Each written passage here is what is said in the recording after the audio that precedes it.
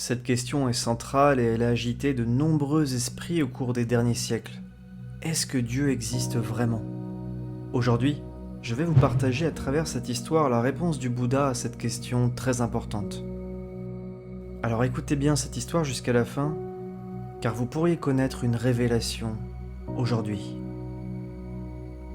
Un jour, tôt le matin, Gautama Bouddha était assis dans un jardin en silence avec ses disciples. Un homme arriva silencieusement et il resta dans l'ombre. Cet homme était un grand homme d'affaires très spirituel et engagé dans la communauté bouddhiste. Il avait construit de nombreux temples à travers le pays et il avait consacré de nombreuses années à méditer dans plusieurs temples de sa région d'origine. La vie ne l'avait pas épargné. Il commençait à vieillir et il était proche de la fin de son existence. Même après de nombreuses années d'efforts spirituels dévoués, il n'avait pas pris conscience de la vérité. Il voulait savoir avec certitude s'il y avait un Dieu ou non sur cette terre. Et lorsqu'il entendit parler le Bouddha, il se rapprocha de lui pour obtenir une réponse à sa question, pensant que personne ne le remarquerait en train de parler au Bouddha. Il demanda alors à Gautama : « Ô Seigneur, s'il vous plaît, dites-moi la vérité, et seulement la vérité. Y a-t-il un Dieu ou non sur cette planète ? » Le Bouddha, par son intuition, savait que cet homme était très spirituel et engagé dans la communauté bouddhiste. Il regarda l'homme avec sérieux et lui répondit : « Non, mon ami, il n'y a pas de Dieu, il n'existe pas. » Le vieil homme fut choqué. Toute sa vie, il avait cru en Dieu. Mais aujourd'hui, le Bouddha affirmait qu'il n'y en avait pas. Les paroles du Bouddha étaient tranchantes. Il avait eu sa réponse à sa question même si elle ne lui convenait pas. L'homme s'éloigna du Bouddha et il retourna dans l'ombre, très déçu. Alors qu'il se faisait tard dans la soirée et que le Bouddha était de nouveau assis avec ses disciples dans le jardin, un homme s'approcha. Cet homme était un matérialiste qui avait été athée toute sa vie. Il avait convaincu des milliers de personnes qu'il n'y avait pas de Dieu du tout. Il se rendait chez les prêtres et les érudits pour les défier dans des débats sur l'existence de Dieu. Lui aussi vieillissait et un doute commençait à germer dans son esprit. Il pensait : et si Dieu existait après tout ? Ai-je gaspillé toute ma vie à propager le message qu'il n'y aurait pas de Dieu sur cette terre ? Ai-je bien fait ça ? Cet homme décida enfin de connaître la vérité et il se tourna vers l'éveillé, Gautama Bouddha. Il s'approcha lentement de l'endroit où Bouddha était assis et il lui demanda : « On dit que tu es éveillé et plein de sagesse.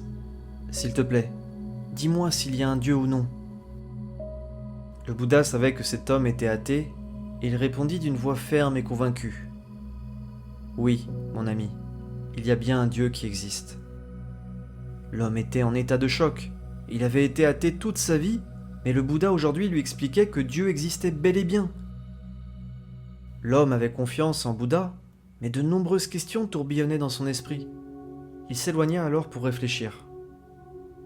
Peu de temps après, un disciple du Bouddha qui avait écouté les deux réponses, le matin et le soir, s'approcha du maître spirituel et lui demanda de manière extrêmement confuse : « Ô Seigneur, je ne me sens vraiment pas bien à cause d'une question qui tourne dans mon esprit sans cesse. Ce matin, vous avez dit à une personne qu'il n'y avait pas de Dieu sur cette planète. Et vous avez dit à une autre personne qu'il y en avait un. S'il vous plaît, dites-moi quelle est la vérité. Y a-t-il un Dieu ou non ? Répondez-moi, sinon je ne pourrai pas dormir cette nuit. » Le Bouddha sourit et il dit calmement : « Les réponses que j'ai données étaient spécifiques à ces personnes. Elles ne te concernent pas. Mais si tu veux le savoir, l'homme qui est venu le matin était un croyant. Il croyait en l'existence de Dieu, mais il n'avait jamais essayé de trouver la vérité en lui-même.